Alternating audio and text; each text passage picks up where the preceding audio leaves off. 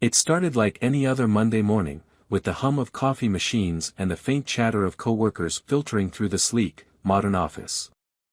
My desk sat near the window, offering a view of the city skyline that I used to think was inspiring.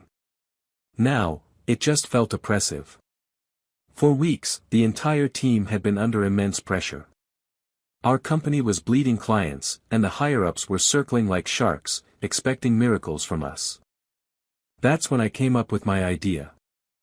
I hadn't slept much the night before, and the fluorescent lights overhead felt harsher than usual as I typed furiously at my keyboard. The inspiration had hit me during a sleepless night, and I spent hours fleshing it out, diving deep into research, refining every detail until it was perfect. Project Phoenix, I called it. The name itself gave me chills, an idea to not only salvage the company but rebuild it stronger, just like the mythical bird rising from the ashes. By 8 a.m., I had a sleek presentation ready. My pitch was bold, almost risky, but I knew it could work. It wasn't just a marketing campaign, it was a complete rebranding initiative that would redefine how our clients saw us. Kevin, my boss, walked in a little after 9 a.m., carrying his usual aura of self-importance. Kevin was the kind of manager who never really did much but somehow always managed to take credit for everything. He was in his mid-40s, with slick back hair and a fake charm that worked on the executives upstairs but not on the people who worked under him. "Morning, Lauren," he said with a tight-lipped smile, barely glancing at me as he breezed by. I hesitated for a moment, unsure if I should wait or just seize the opportunity. My pulse quickened. I couldn't afford to sit on this idea any longer. "Kevin, can I talk to you for a second?" I called out, trying to sound casual. He stopped, glancing over his shoulder with a raised eyebrow. "Make it quick. I've got a meeting in 10. I stood up and followed him into his office, shutting the door behind me. My palms were sweaty as I clutched the USB drive containing the presentation. "I've been thinking about how we can turn things around," I began, sliding the drive across his desk. "This is a new campaign I've been working on. I think it could make a big difference." Kevin leaned back in his chair, a look of mild disinterest on his face. "A new campaign, huh? What's it about?" I launched into my pitch, explaining the concept, the strategy, and the potential impact. As I spoke, I noticed his expression change. At first, it was subtle, a slight narrowing of his eyes, a twitch at the corner of his mouth. By the time I finished, he was leaning forward, his fingers steepled beneath his chin. "This is interesting," he said finally, his tone unreadable. "Do you think it's something we can present to the CEO?" I asked, my voice tinged with cautious optimism. Kevin smirked, the kind of smirk that always made my stomach twist. "Leave it with me," he said. "I'll polish it up and see if it's something we can pitch." "Good work, Lauren." I nodded, a mix of pride and nervousness swirling in my chest. As I left his office, I couldn't shake the feeling that something wasn't right. But I told myself I was overthinking it. Kevin might have been a self-serving manager, but this idea was too big to be ignored. He'd have to acknowledge my contribution, wouldn't he? The following week, we had an all-hands meeting. I walked into the boardroom with a knot in my stomach, half excited, half terrified. This was it, the moment when my hard work would finally be recognized. I took a seat near the back, trying to look calm, even as my heart pounded in anticipation. Kevin stood at the front of the room, a confident grin plastered on his face. He clicked a button on the remote, and the first slide of the presentation appeared on the screen. My stomach dropped. The title read Project Phoenix. For a moment, I thought maybe it was a mistake. Maybe he was just introducing the concept and would call me up to explain it. But as he began to speak, it became painfully clear that wasn't the case. Kevin was presenting my idea. Word for word, slide for slide. He even used the same phrasing I had in my pitch to him. And that's why I believe this campaign will not only save our company but position us as leaders in the industry, he concluded, beaming as the room erupted into applause. The CEO stood up, clapping enthusiastically. "Brilliant work, Kevin. This is exactly what we needed." I sat there, frozen. My hands were clenched into fists under the table, my nails digging into my palms so hard they left marks. I wanted to stand up and scream, to tell everyone in that room the truth. But I didn't. I couldn't. The meeting ended, and people swarmed Kevin, congratulating him on his visionary idea. I slipped out of the room, my face burning with humiliation and anger. Back at my desk, I stared blankly at my computer screen, replaying the scene over and over in my head. How could he do this? How could he just steal my work and pass it off as his own? The worst part was, it didn't stop there. The campaign was a massive success. Within weeks, the company had landed its biggest client in years, and Kevin was being hailed as a hero. He was promoted to vice president, complete with a corner office and a hefty raise. Meanwhile, I was still stuck at my same desk, earning the same mediocre salary, with no recognition for the work that had saved the company. It was like I didn't exist. The resentment festered inside me, growing darker and heavier with each passing day. I couldn't focus, couldn't sleep. Every time I saw Kevin strutting around the office, basking in his stolen glory, it felt like a slap in the face. That's when I decided I couldn't let it go. Kevin had taken something from me, something I had poured my heart and soul into. And if he thought he could get away with it, he was wrong. Very wrong. I didn't know exactly how I would do it yet, but one thing was certain, I was going to make Kevin pay. The plan didn't come to me all at once. It started as a seed of anger, planted the moment Kevin walked out of that boardroom grinning like he'd just saved the company single-handedly. Every day, as I sat at my desk watching him bask in his stolen glory, the seed grew. It wasn't long before it blossomed into something sharper, more dangerous. Revenge wasn't just an idea anymore, it was a necessity. But I wasn't going to do anything reckless. If I made one wrong move, Kevin could twist it around and make me look like the bad guy. He was good at that, twisting things. So, I needed to be smarter than him. I needed to plan carefully. And the first step in any good plan was gathering evidence. Kevin was sloppy in his arrogance. He thought he was untouchable, and people like him always underestimated the quiet ones. That worked in my favor. The first thing I did was dig up the emails. I still had the original message I'd sent him with my Project Phoenix outline attached. I had detailed notes from our conversations, too. He'd told me to leave it with him, and I'd complied like an idiot, assuming he'd act with integrity. But now, that trail was going to become his noose. Next, I opened a folder on my desktop where I'd saved all my drafts, complete with timestamps. The campaign hadn't just been an idea, I'd spent weeks refining it, running market research simulations, and working out the perfect pitch. Everything was dated, including my notes from the late-night brainstorming sessions I'd emailed myself to keep track of my thoughts.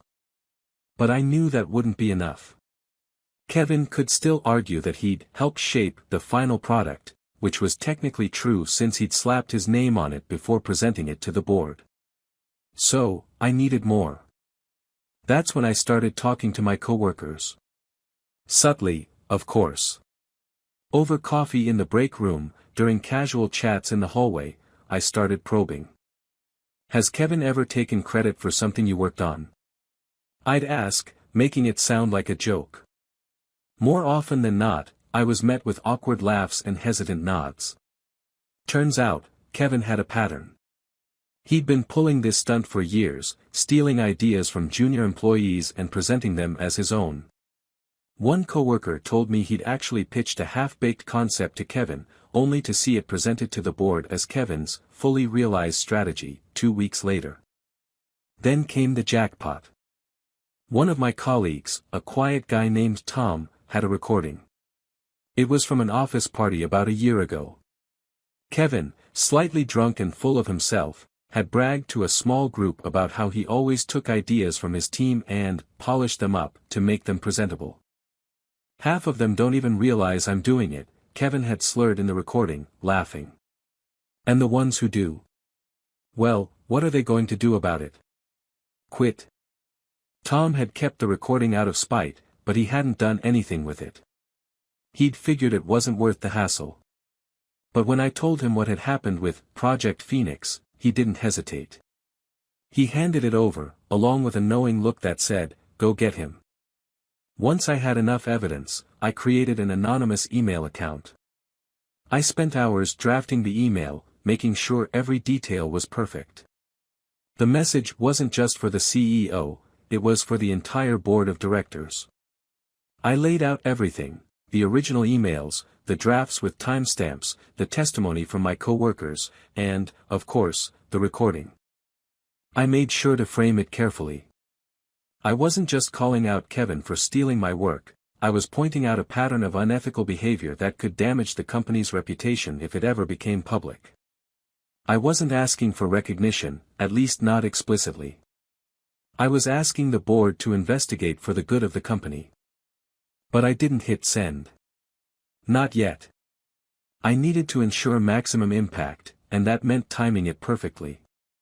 I wanted Kevin to be blindsided, caught completely off guard. So, I waited. And while I waited, I moved on to the next phase of my plan. Kevin's promotion hadn't just come with a pay raise and a corner office. It had also put him in direct contact with the company's biggest clients. One client in particular, the one Kevin had landed with my campaign, was the crown jewel of the company's portfolio.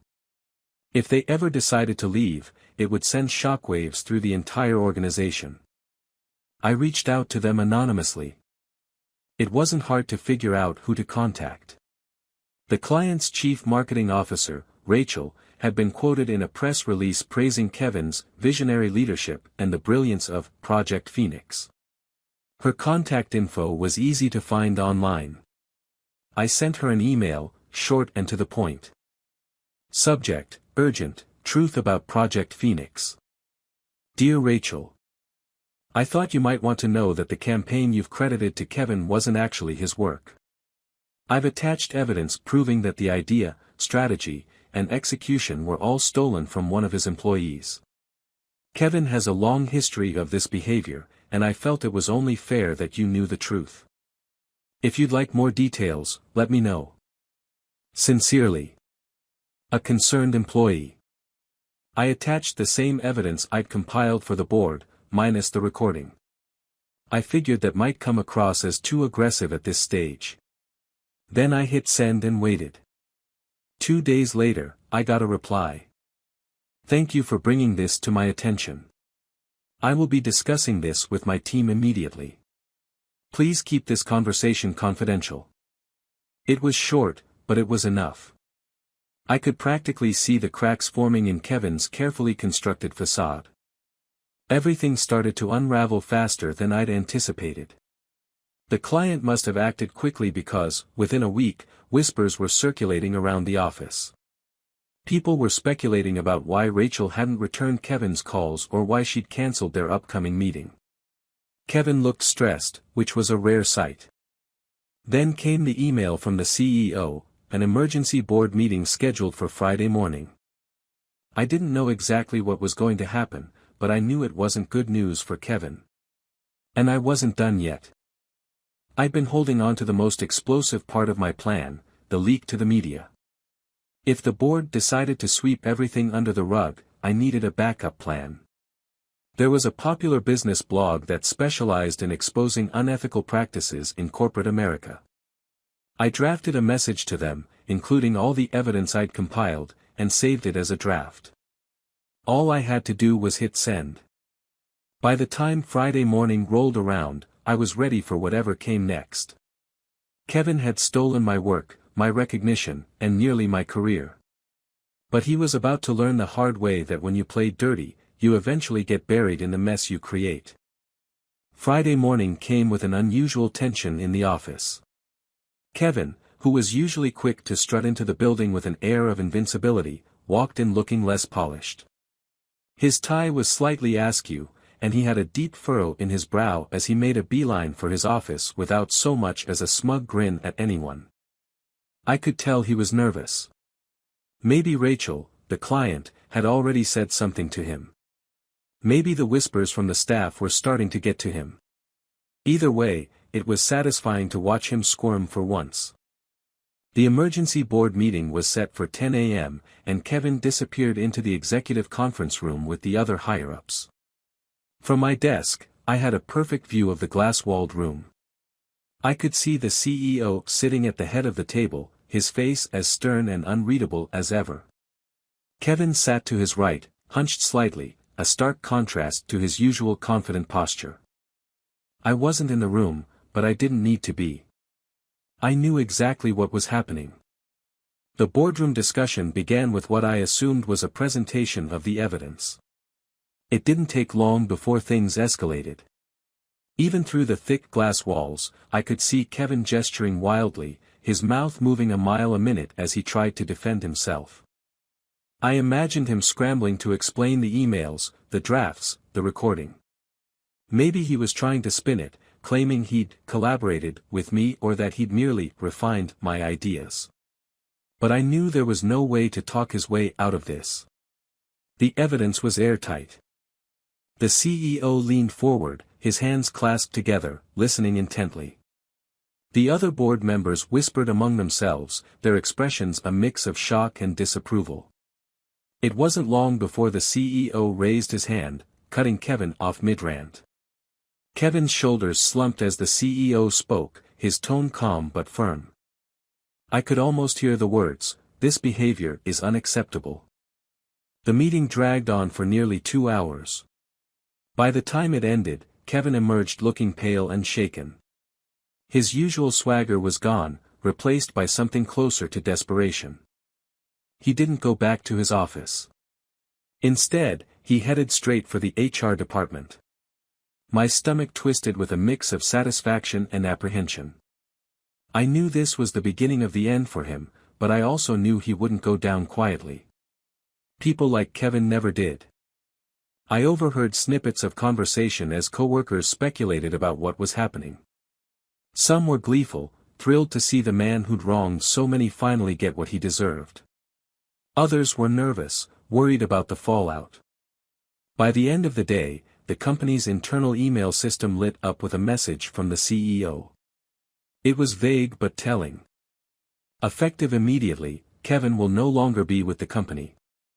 We are committed to maintaining the highest ethical standards and ensuring that all contributions are properly recognized. Thank you for your continued hard work and dedication. The office erupted into quiet chaos. People huddled in small groups, whispering about Kevin's abrupt departure. Some looked shocked, others were grinning from ear to ear. I kept my head down, pretending to work, but inside, I was elated. The first phase of my plan was complete. Kevin had been fired, disgraced in front of the entire company. But I wasn't done yet. It didn't take long for word of Kevin's downfall to spread beyond the office. Rachel, the client, must have shared what she'd learned because the business world was buzzing with rumors about why Kevin had been fired. That's when I decided it was time to leak the story to the media. I opened the draft email I'd saved days earlier, attached the evidence, and hit send. Within 48 hours, a scathing exposé appeared on a popular business blog, detailing Kevin's history of stealing ideas and taking credit for other people's work. The article didn't mention me by name, but it didn't need to. It laid out everything, the stolen campaign, the pattern of unethical behavior, and the recording of Kevin bragging about his tactics. It even included quotes from anonymous employees describing the toxic environment Kevin had fostered. The blog post went viral. Comments flooded in from people who'd worked with Kevin at previous companies, sharing similar stories of his deceit. His name became synonymous with corporate theft and manipulation. No one in the industry would touch him. His LinkedIn profile disappeared within days, and word got around that he was desperately trying to salvage his career, but no one was willing to give him another chance. Meanwhile, the company was in damage control mode. The CEO issued a public statement, apologizing for the oversight and promising to implement stricter policies to ensure nothing like this would happen again. And me? I stayed quiet. I wasn't looking for public recognition, not yet, anyway. I wanted to see how far Kevin would fall before I made my next move. A week after Kevin's firing, the CEO called me into his office. My heart raced as I walked in, wondering what this meeting would mean for me. The CEO, a tall man with sharp eyes and a no-nonsense demeanor, gestured for me to sit. "Lauren," he began, folding his hands on the desk, "I owe you an apology." I blinked, caught off guard. "I've been made aware of what happened with the Project Phoenix campaign," he continued. "It's clear that you were the driving force behind its success, and it's also clear that your contributions were overlooked. That shouldn't have happened."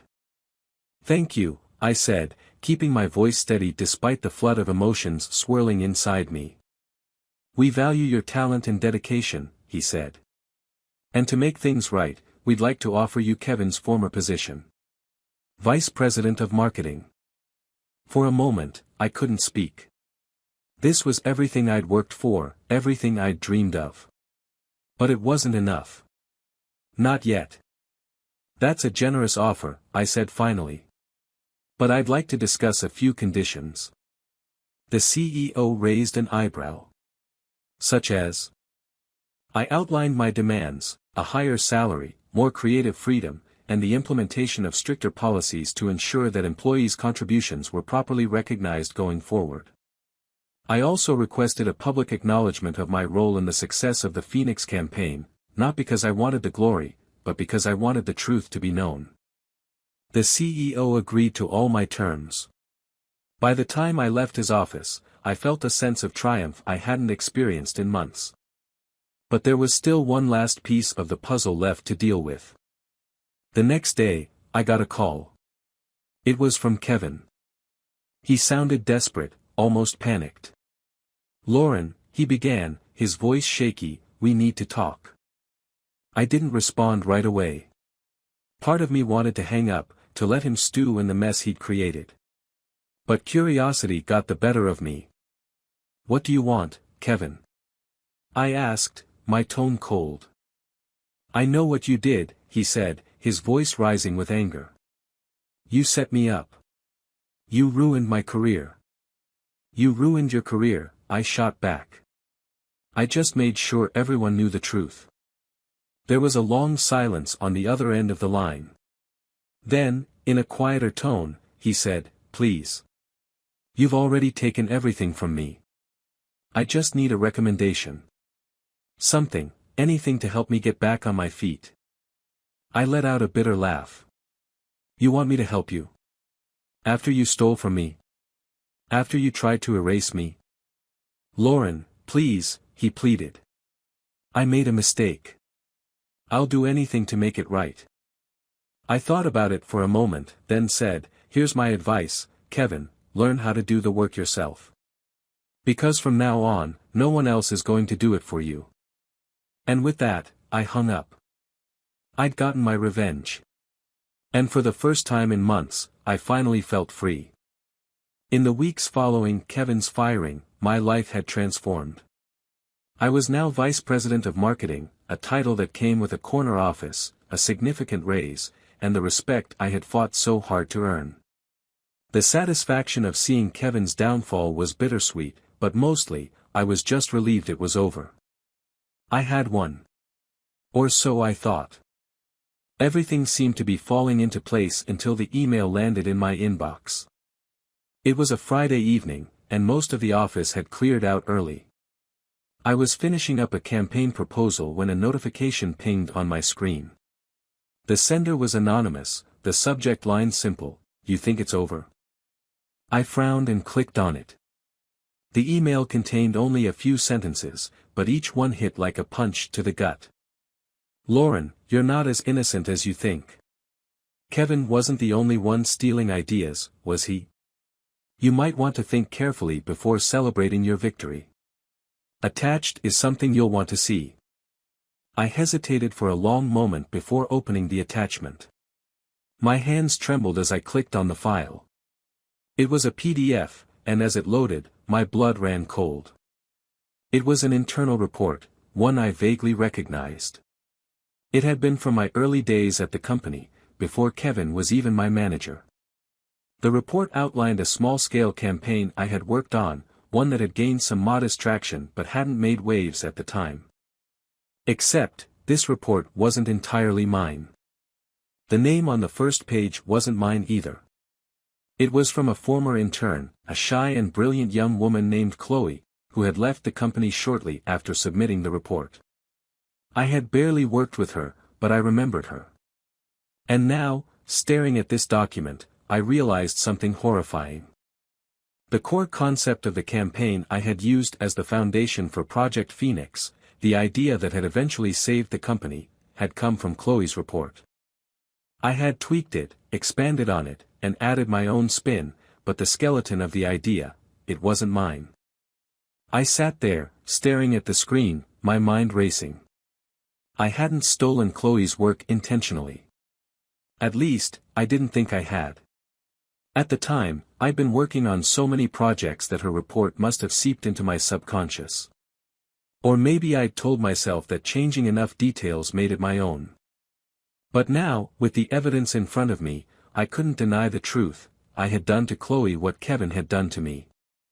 The email had no sender, no way to trace it back to anyone. Was it Kevin? Was this his way of retaliating? Or was it Chloe herself, finally seeking justice? I couldn't know for sure, but the implications were clear. Whoever sent this email wasn't done. That night, I couldn't sleep. Guilt clawed at me like a wild animal. I had spent so much time demonizing Kevin, so much energy exposing his crimes, that I hadn't even considered the possibility that I wasn't blameless. The following Monday, I decided to dig into Chloe's history. She had left the company 2 years earlier, but a quick search on LinkedIn revealed she was now working for a small boutique agency in another state. Her profile was unassuming, with no indication of what had happened after she left our firm.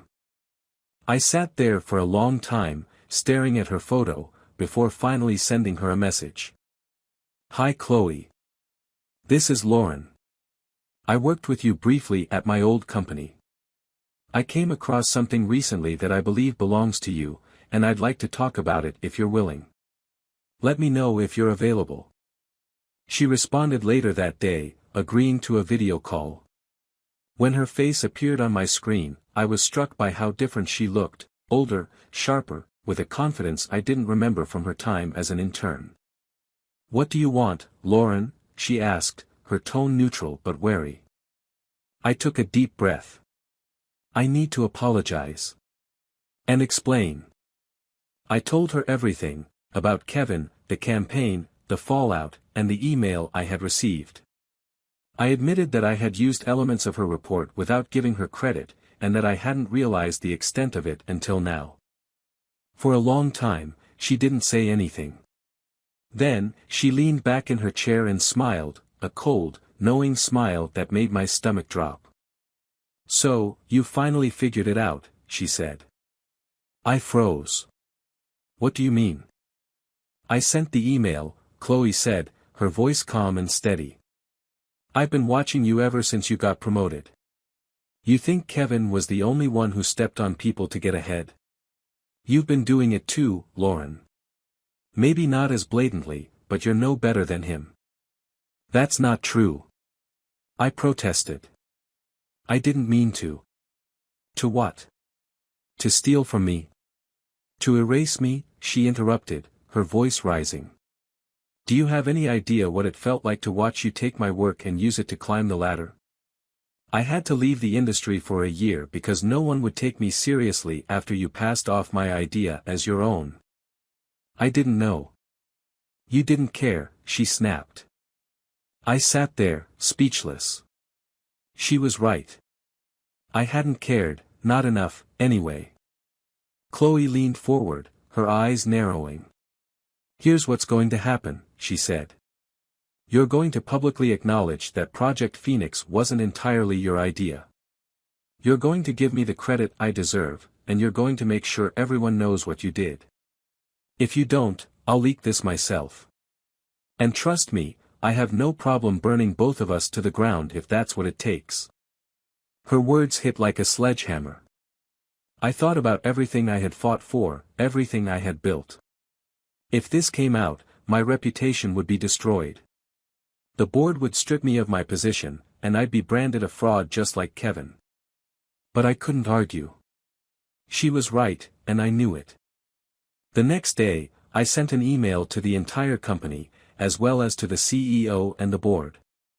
I explained the truth, that the foundation of Project Phoenix had come from Chloe's work, and that I had failed to give her the credit she deserved.